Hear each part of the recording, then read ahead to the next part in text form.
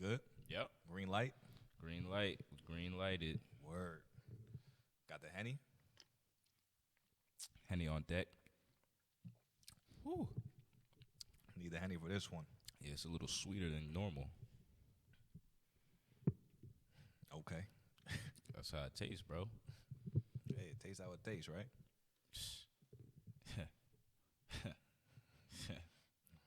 Yeah. Yeah, the people been wanting this one. They wanted this episode. Yes, sir. A lot been going on this week, G. A lot been going on. We got to address all of it. Everything gets addressed here. We're back with another episode. This is the Almost Pro Footy Pod. Taking a little different direction today. Right. Footy is taking the back seat. Some other issues came up that must be addressed and spoken on. It's a footy pod, but we address everything. We address everything, Something's man. in the culture that's happening. We got to speak on it. We're going to speak on it. That's what the people need. And speak on it we shall. Unbiased voices. No connections to anybody in the industry. Unfiltered, unbiased. If you want to be politically correct, close the podcast app now. Yeah. Because this is not the pod for you. If you don't get that, you never will. Whole perspective is whack. And you get slapped. But what are we here for today, Brody? Kick it off. Yeah, we got to talk about Joe Budden. I mean, he's the talk of the town. He's the talk of the industry. He's the talk of a lot of people right now for Joe Butthead. I know a lot of y'all may know him as Joe Buddens with the S. That's what he is. Especially if you're not from New Jersey. That's who he is. How did this all start, man? I guess it all started a couple weeks ago. Well, a month to 2 months ago, when we can even just take it back to our experience. So you were watching the pod. You still watch the pod pretty frequently, every week, really. Every week you were watching the every pod episode with Rory and Maul. You were still watching the pod. I was on it. Even though the quality had clearly dropped. My man was still a committed pod watcher. I had stopped. And I was one of the first people to recognize the drop in quality of the pod. Once they signed that Spotify deal and they had to do 2 episodes a week, I was one of the first people who really recognized these guys are just doing a lot of small talk now because there's not enough content to go around for 2 episodes a week, but they had to get the check. So off rip, I had noticed that there was a difference in the quality of the pod. Right. So a couple months ago, we see all of a sudden Rory and Maul weren't there, right? And so I guess the first one, was it both of them not there or was it just one of them? Both of them. Both of them weren't there from the jump. And I remember we were talking, and I was like, yo, something's happening. Like, this isn't right. And I remember you were kind of saying, nah, they just had a vacation or something. Like, it's probably not a big deal. And I remember I was like, nah, I think this is a bigger deal if they're both not there. But I think we both said we'll see next week. Right. We'll see if next week. Like, if they're still not there, then we know for sure. Yep. And then the next week came around, and they still weren't there. And then it was like, okay, there's something going on. Yep.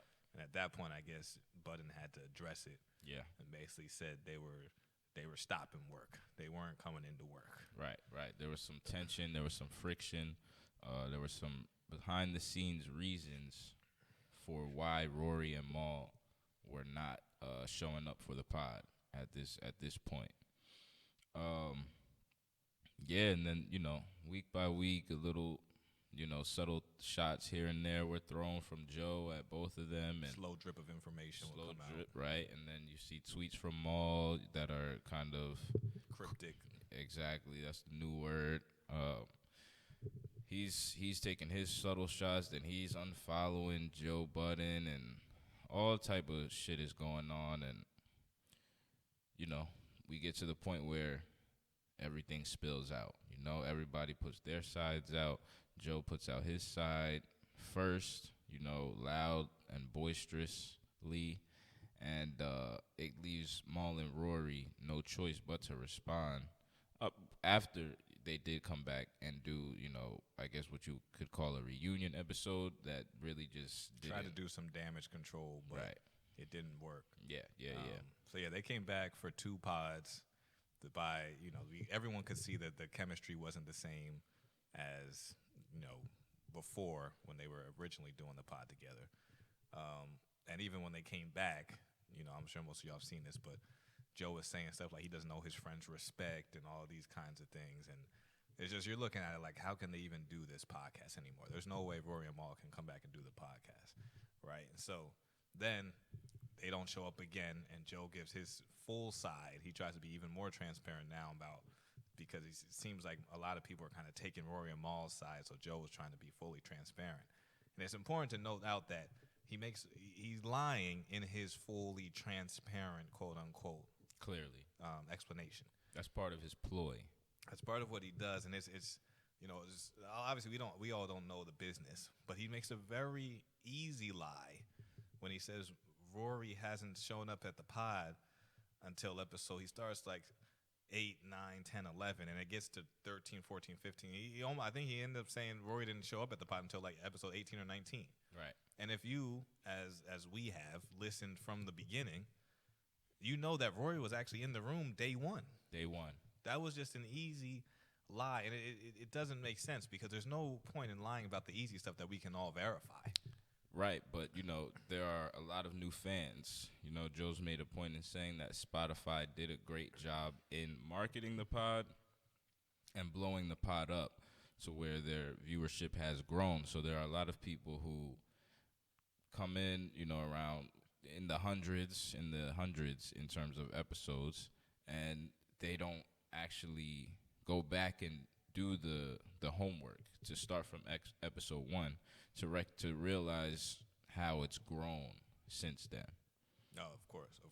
I'm only saying it's easy to say that he would lie about stuff that's not so easy to verify if he's gonna lie about something that just is so easy to debunk. It's just why if you're trying to get people on your side, why even lie about the thing that is so? And obviously, a lot of people aren't going to go back, as you said. They're not going to do their research. They're not going to do it. Exactly. But it's just like, for anyone that knows, it's just like, now we can't trust anything you're saying because you're lying about something that is so easily, like Rory, you can hear Rory's voice in the very first episode. He's in the background. He's there. And by episode 7, he's on the podcast. Yep. So it's just, he starts off lying, and then we get into Rory and Mal's response, which is a very comprehensive, just fact-based, seemingly objective rebuttal to everything Joe Budden has said. Yeah. And, let's go back to Joe's, first narrative painting. He's talking about how Rory and Mal are asking him different things about accounting, and Joe's telling them that they have no right to ask for these things. Basically just putting the idea out there that these two guys have zero worth outside of the podcast. And he's also low-key saying that they don't really bring much to the podcast, right? He starts talking about how Mal started out as some bubbly, energetic guy, which he did when he first got on at episode 77. He was hilarious and a jokey guy, making full of stories, different stories from different areas, and yeah, exactly. And talking about how over time he just sees that Mal changed.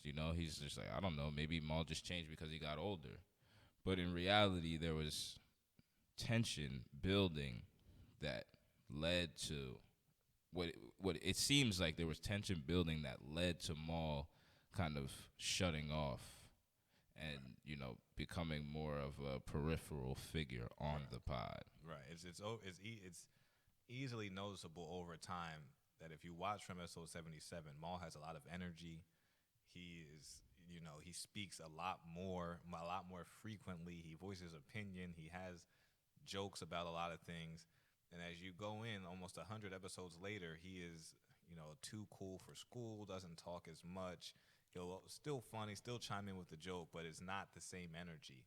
And, a lot of Joe, for me, a lot of what I got from Joe's narrative was that these guys, Rory and Mal, didn't have a right to see the books. Joe trying to paint this as like, who, if you're an employee going to Puff, who owns a business, or going to Jay, who owns a business, or going to Walmart, who owns a business, and you work for them, they're not going to show you the books. You can't just go and ask, I need to see all your accounting. You can't do it. Whereas he didn't ever really break down what their contract really was, what the three of them, how their contractual relation was, which we learned from Rory and Mal. They're profit partners, and they get a percentage of whatever the podcast makes. And so for them to know the percentage that they should get, they have to know how much the podcast makes. And Joe did actually reference that fact, because he said that Rory and Mal, at the time of negotiation for the Spotify deal, Rory and Mal, or maybe just Rory, made a point to say, no, I think it was Rory and Mal. They made a point to say we need a roundabout number of how much we're going to be getting. And Joe and Ian responded saying, we can't give you a roundabout number because we don't know how much we're going to be making, what the profits are going to be from this podcast, and that is what their pay is based on. So Rory and Mal pushed for, some sort of roundabout figure, and Joe gave them that figure. But then, as time goes on, Rory and Mal want to check in and see exactly how much is coming in, so that they can calculate exactly how much they're supposed to be making. And at that point, Joe says no. Right. Which is a bigger theme, because Rory and Mal tell us that any time they have ever asked Joe about accounting, they're met with vitriol, aggression, disrespect, defensiveness, right? So that just shows one of the biggest problems in this whole back and forth is that Rory and Mal have to know how much is coming in order to know if they're being paid the right amount. Right. And so, there were obviously a lot of narratives. I mean, listen, DJ Academics is a funny guy. Hilarious. And I respect his grind and his hustle. Holy. Can't say that enough. Chat, what's up? Chat niggas. We got to always respect that. And he's from Jersey, too. So, Jersey, what up? Brick City. You already know what it is. You heard. But, he pushed a lot of narratives, and he's a popular guy, and those narratives can catch on that Mal and Rory are workers and that they shouldn't be able to see this and that. But this is why a lot of people came out after Joe Budden gave his narrative and were automatically kind of taking his side, basically. A big theme of this is Parks, the engineer, and I think a lot of people have pointed this out, that he just is basically a bootlegger, ass kisser for Joe. He's a lackey, flunky. Does whatever Joe says, and it seems like from what Rory and Mal told us, Parks didn't have any of the information to be making all these kinds of assumptions and being upset at Rory and Mal for whatever. Parks is saying they should have come and brought this, their anger or whatever their grievances were earlier. And we find out from Rory and Mal, they've been doing that over a span of years. From the beginning.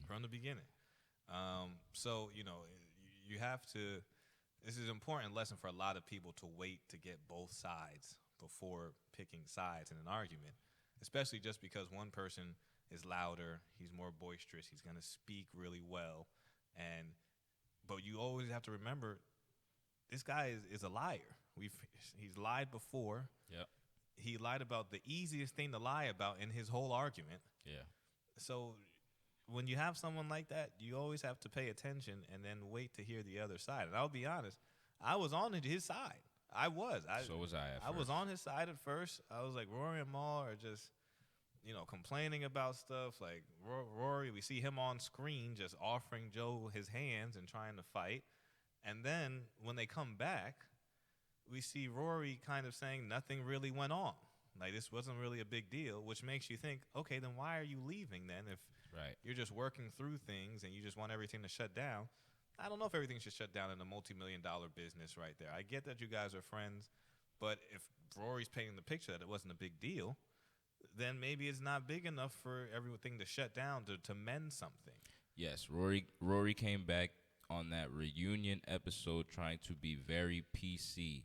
And, you know, he did make the point that he was trying his hardest to save the podcast. He said this in the Rory and Maul response, which everyone can find on Vimeo. It's $2. Go support those brothers. I think I'll name this response later. I think they did that. Great name.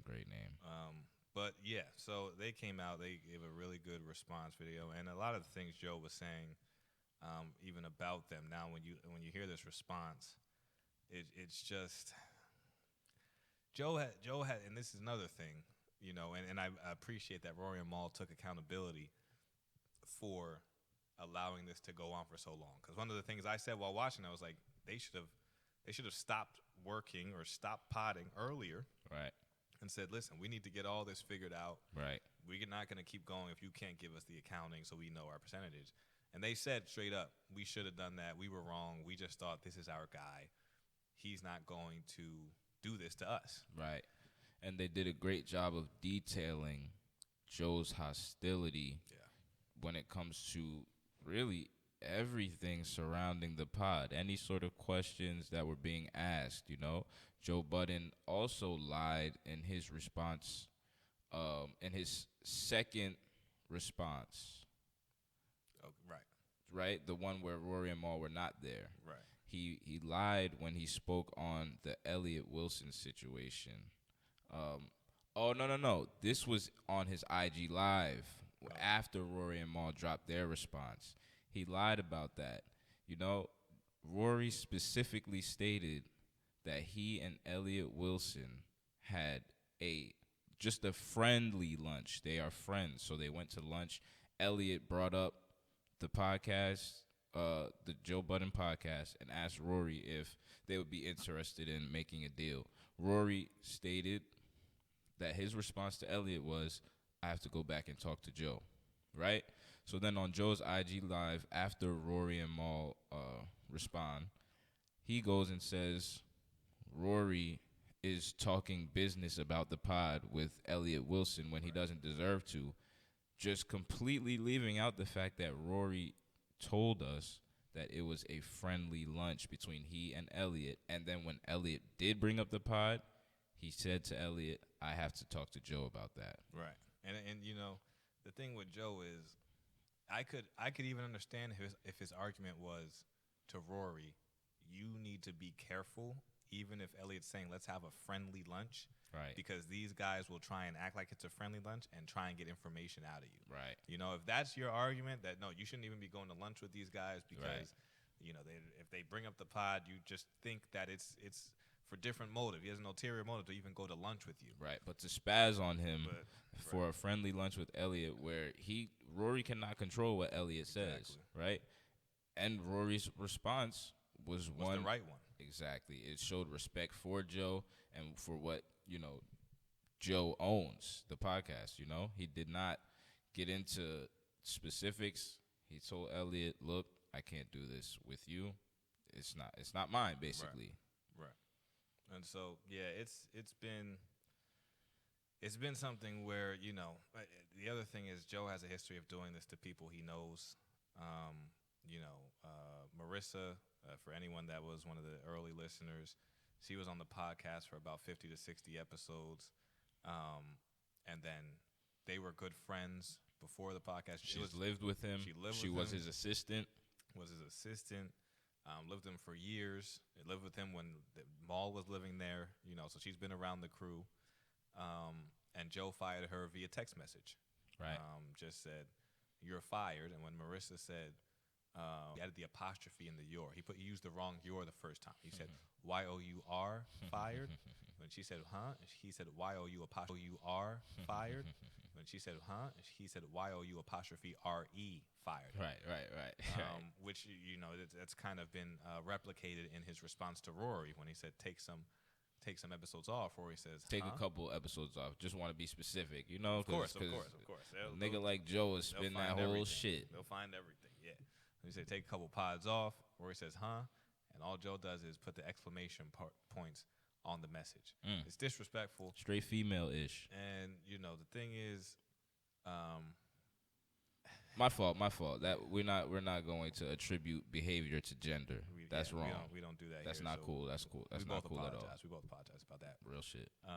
But so yeah, I mean, and the other thing is, I think when someone shows you who they are, I think you have to accept it. I think that's one of the main things we're seeing here is that Joe Budden has showed us who he is, and we know who he wants to be.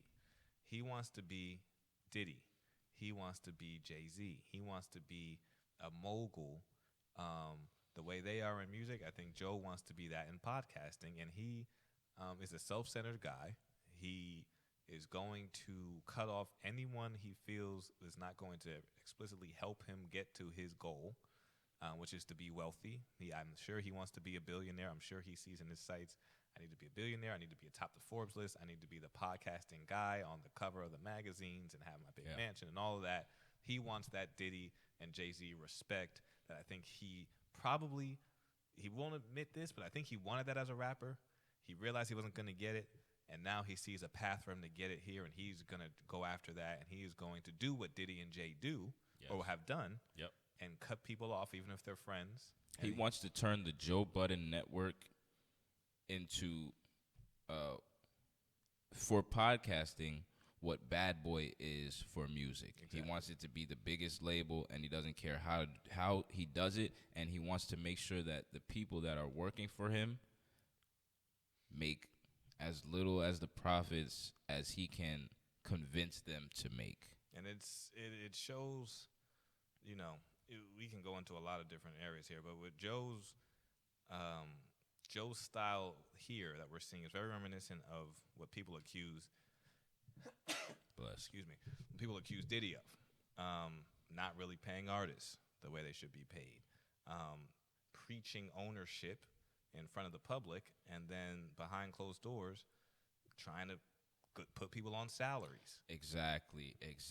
And there was even a point where Rory and Mal brought up what they even classified as a joke, but that when they play it back, they take more seriously. A point where they are speaking about their profit partnership, and they say to Joe, "Oh wow, if this deal is X amount of dollars, due to our percentage, we'll get Y amount of dollars." And Joe says to them, "Oh, if we're making that much money, you're not getting that percentage, even though that's the percentage that is due to them." Right. That's not how percentages work. Right, buddy. If you have a percentage, it is the percentage for whatever sum of money you get. Exactly. You can't change that, my friend. Yeah. It's really, and now you see a lot of why Joe will not speak ill of Diddy. He will not speak ill of Jay. Right. And in the early stage of the podcast, he would make references to Diddy's bad contract negotiation, contract dealings. He would make reference to different business deals with Jay that weren't as successful and things like that. But now he won't. He's conflicted. Not conflicted as in internally conflicted about what to do. He's conflicted as in there is a conflict of interest. He wants to be Diddy and Jay. As Maul said in his response, a lot of these guys wouldn't have talked to Joe Budden as a rapper. Joe Budden has said himself on the podcast, and he's contradicted himself in this statement. He said Michael Kaiser literally told him, the only reason why I'm even speaking to you now is because you're hot. Right. You're hot right now. But on another episode of the podcast, he's being told that by Maul that some people are only, going to talk to you when you get hot. And Joe says, "Oh, I don't like those types of relationships. I don't want those types of relationships." Right. But later on down the line, he's completely happy with that type of relationship. It just shows, the contradictory ways of this man. Right. And I think he's changed. I think Maul is right. He starts wearing the Miri hats and he starts doing these different things. This man has a OtterBox case for his fedoras. He's changed, and I think he just wants to be now on top of some kind of empire and to be mentioned in the same breath as the Diddy's and the Puffs. And I think Diddy and Jay, And the thing about Diddy and Jay is they came up in a different time. They came up in a time when the rules weren't as solidified and when the people had less information. You know, so when Diddy is doing these bad deals with people, a lot of the consumers don't really know about these deals. We're just listening to the music.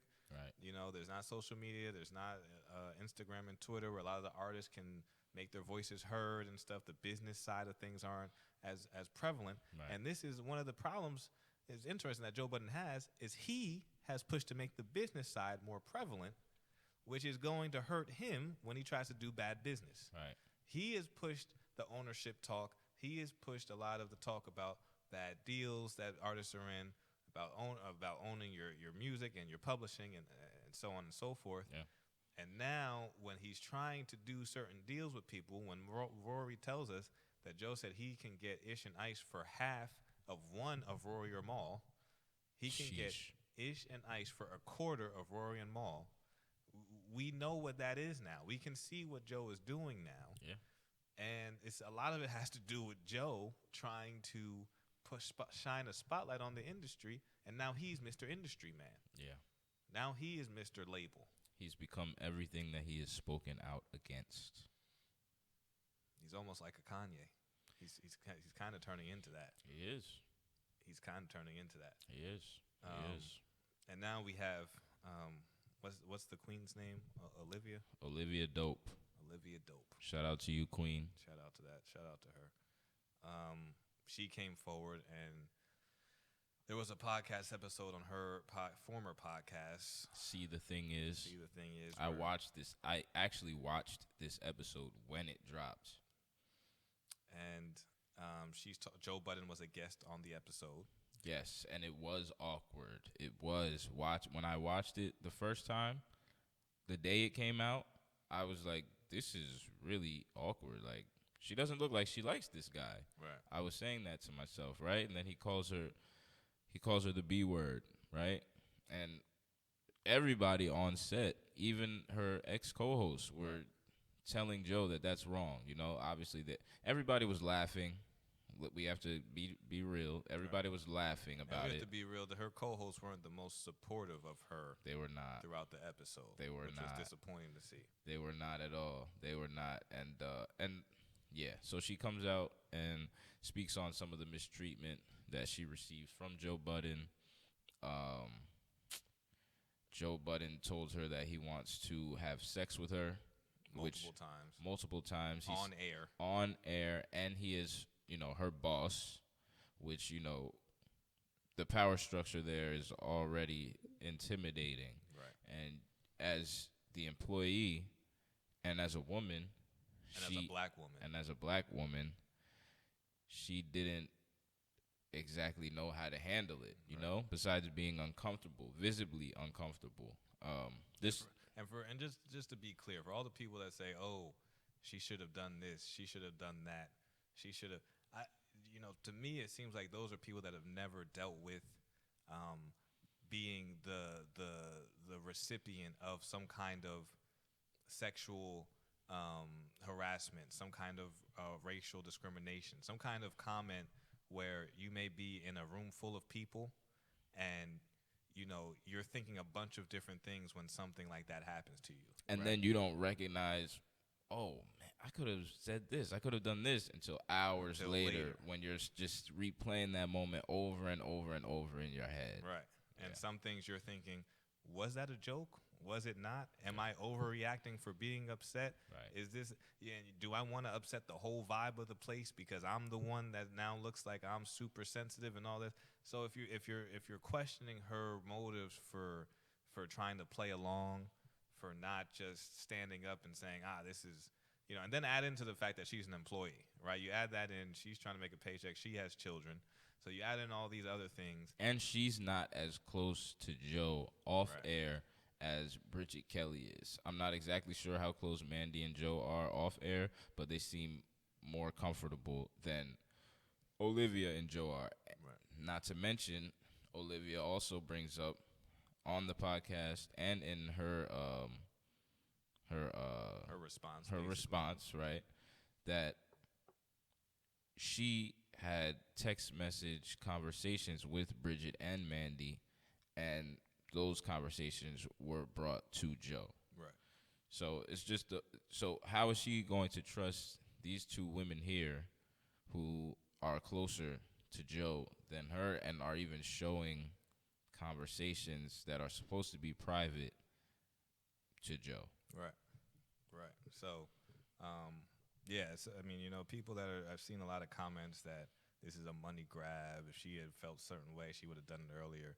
You probably need to look and ask yourself if you ever dealt with a situation like that and what exactly your reaction was and all of the thoughts and different just conflicts you had in your mind about how to react. Right. And maybe it doesn't come out until a little bit later where you're like, wow, I should have done X, Y, and Z. And maybe she's worried about being blackballed, from the industry. Joe is a bigger name than she is in terms of who's more popping in the industry. And maybe she sees Rory and Mal speak out against this guy, and maybe she gets confidence from seeing people speak out against somebody who is, above them. Or right. Is he, Joe makes reference to the point. He doesn't finish the sentence, but he's about to say that he's Rory and Mal's boss, right? So in that sort of work structure, he owns the network. She could, feel some hesitancy in wanting to speak out. And then if she sees others speak out, that may give her the boost to say, all right, maybe I can do this too. Right. So, no, it was great that she spoke out. I mean, I think it was heroic of her to do so.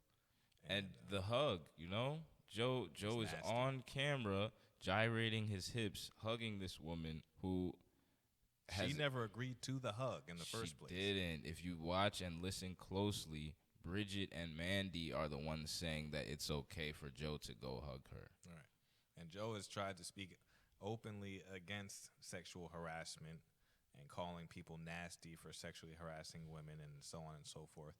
And it has nasty to be said, awards. He gives out nasty awards for this stuff. And it has to be said that he has had numerous women come out and say that he has physically assaulted them.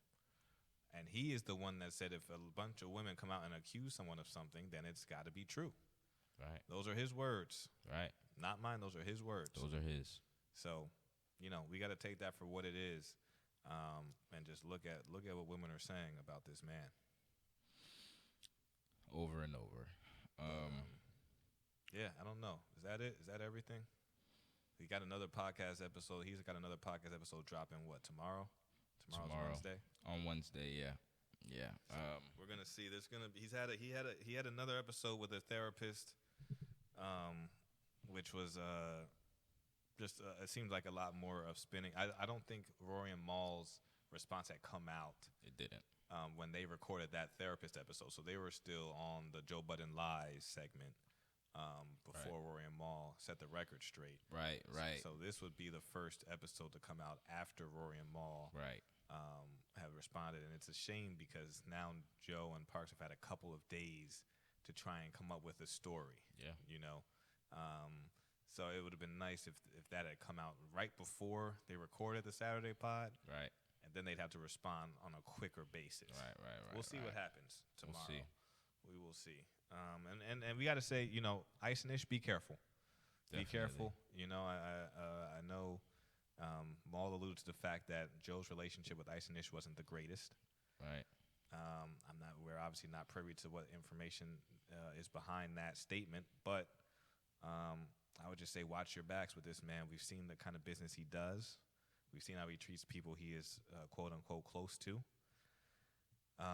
Maul's friends with him for double-digit years. Rory, he tried to act like he wasn't his friend, whereas in 2017, he explicitly told Charlamagne that Rory was his friend outside of rap, outside of music. When Charlamagne said that Joe is going to leave Rory and probably replace him with academics. He said he seems like his industry friend. Seems like just an industry friend, and that Joe treats his real friends different from the industry friends. Joe said, no, Rory is actually my friend. Yeah. And then in Joe's firing of Rory Maul. He said Rory's just some guy that's just around, and he just popped up in 2014. He said he just popped up, and he's measly. And you know, he's a measly Rory and mealy Maul. Mealy. And you know, we see how he treats his friends. So shout out to you, brothers. You guys made the pot hot again. We can't ever take that away from you. Ever. But be careful. Be careful. Get your business right. Get your business right. Don't be scared to ask him about contracts. And listen, some numbers in the body of an email and an Excel spreadsheet is not accounting. I think we all know that now. Yeah, that was some wild news right there. That's disrespectful. That's not accounting. Don't let him do that to you. Yeah. Don't do it.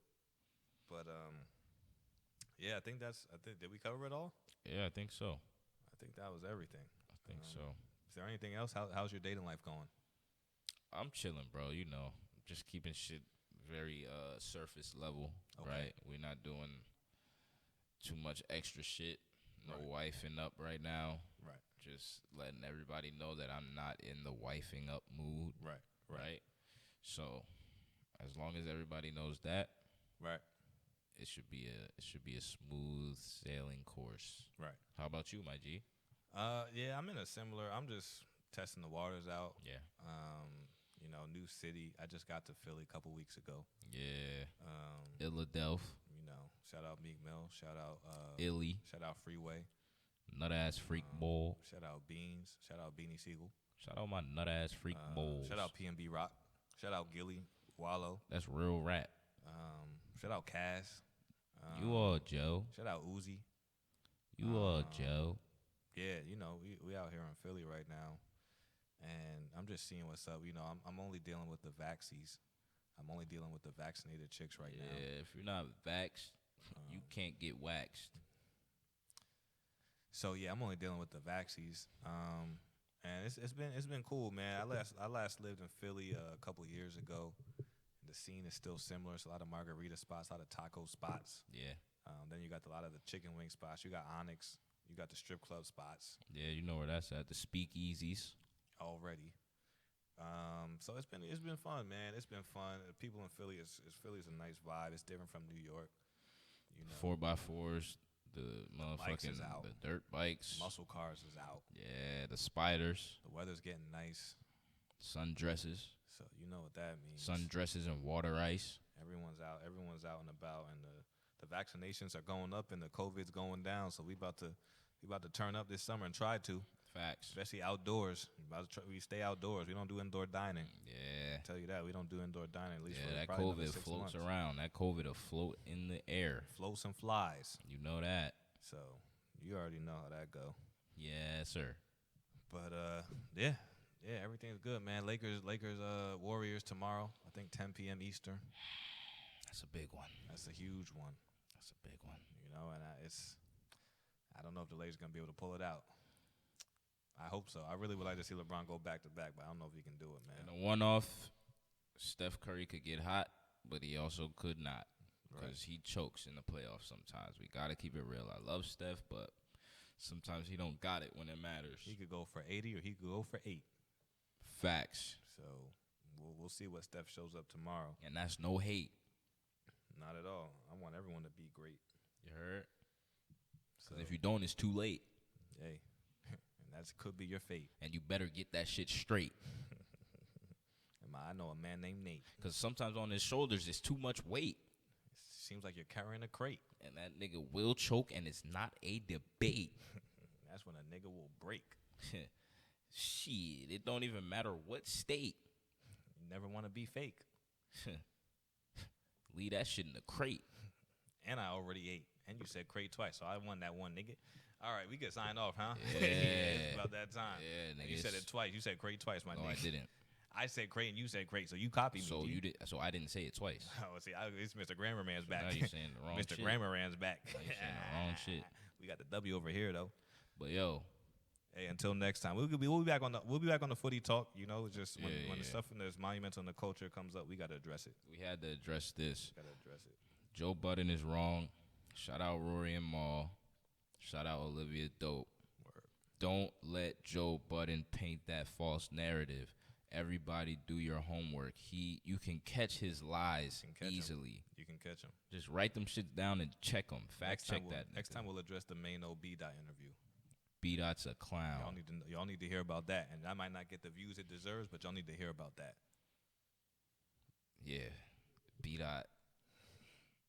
Yeah, we'll be back. Yeah.